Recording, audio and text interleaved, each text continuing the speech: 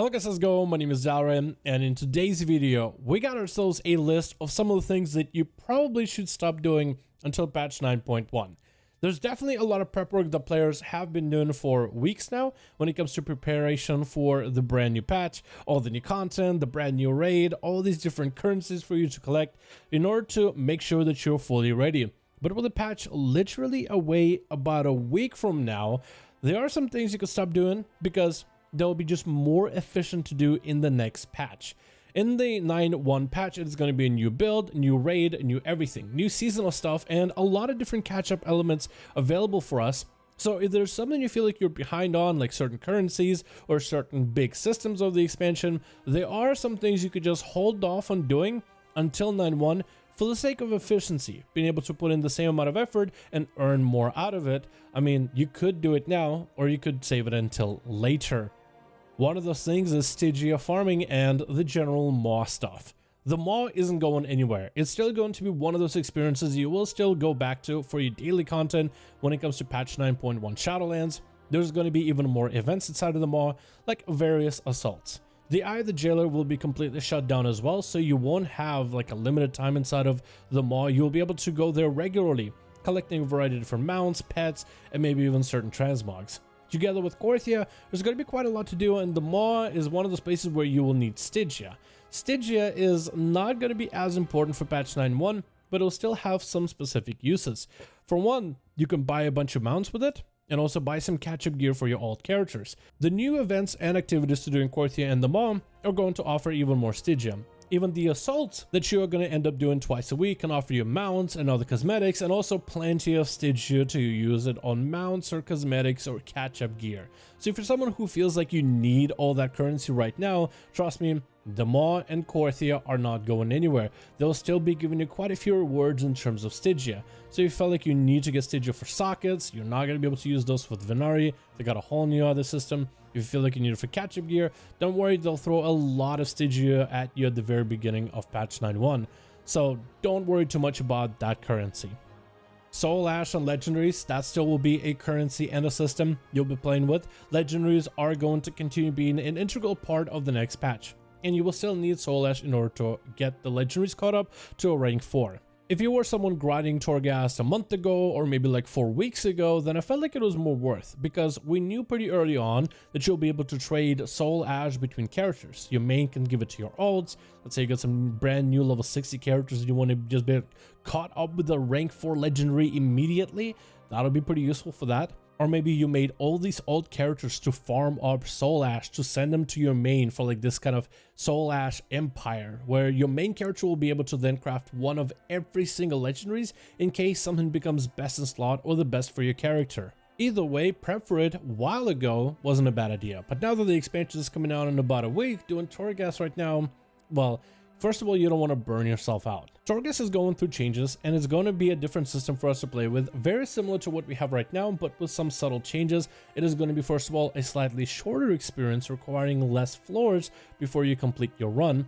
And it's also going to reward far more Soul Ash than you're currently earning. And with the patch coming out so soon, you might as well just wait this week, not dive into Torghast just yet, not completely burn yourself out of the game, and then try the new version of Torghast once you have more Soul Ash, because you'll be able to basically do slightly less effort than before for even more of a reward, and that is efficiency right there. Plus, if you don't burn yourself out of Torghast, you might even be slightly excited for some of the different cosmetics that Torghast will offer. Different shoulder transmogs, different back pieces, all these extra floors for you to explore, and whatever secrets it may have, and even being able to get some of the end game pieces for that, mostly sockets to put on your gear, which is going to be something a lot of us end game players are going to be doing anyway. So Torghast has plenty of stuff to do, and it's going to be more efficient to go in there next patch. Because it's coming out in a week, you might as well wait out this week to get more value for it the next. Another grind that I think people should really slow down in general, but particularly for patch 9.1, is the Anima grind.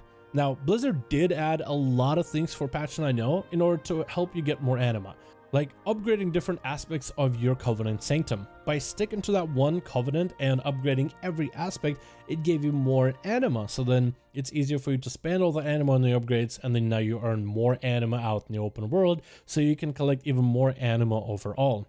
Next, patch 9.1 is even going to offer some renown rewards. When you reach certain renown levels, you'll be able to get upgrades to earn even more anima from open world as well as the in-game events. Anima is still going to have a relevancy going to patch 9.1. You'll still be able to get a lot of different cosmetics, mounts, and other collectibles from it. So if you're someone who's currently grinding anima in the game right now, you could wait until patch 9.1 and then a couple renown levels should give you one of your very first bonuses for even more anima. Whether you get your anima from dungeons or PvP or simply just doing world quests and killing world bosses, you'll be able to do exactly the same stuff right now, but you'll be even more efficient at getting that anima once patch 9.1 arrives. And trust me, there's a lot of cool cosmetics that they're adding for 9.1, but I really do think waiting until those anima upgrades is going to be worth it. Gearing your character has always been enjoyable for me, especially waiting for patch 9.1, but with the next patch available just around the corner, there's going to be so many extra catch-ups for our characters to catch up on gear. For example, just the patch 9.1 storyline is going to get your character a brand new weapon and a couple different catch-ups as you explore Korthia, and it will teach you pretty early on the catch-up gear side and how to get catch-up gear that will be tradable across all of your characters. If you're someone who doesn't really gear through dungeons and raids, the world quest item level of your gear is going to go up with renown levels as well. Then we have the new Tezavesh dungeon, and the item level in that mega dungeon will start at 226. The dungeon isn't even super too difficult either. You just need a group that knows the mechanics and has at least a little bit of starter gear to get your character up and running, but you'll be able to do the full instance and get some powerful trinkets and weapons in order to get your character just a little bit more caught up. The item level of gear in your normal dungeons, heroic dungeons, and even mythic 0 dungeons is going to go up, with mythic 0 dungeons offering an item level of 210 minimum, which is quite an upgrade from 184. Even the PvP gear and the season for that is going to go up as well if you feel like doing some PvP in order to get some gear on the side as well. Like certain trinkets are really good for some classes starting off for PvE. So you could do the grind for gear right now, or you could just wait just a couple more days until 9.1 is here and then start taking advantage of some of the gearing elements that are going to be available, between catch-up gear that you mains and all it's going to do for a fresh new character, to simply just dive into some dungeons yourself on the character and then trying to catch up with gear in order to get to everybody's level, or at least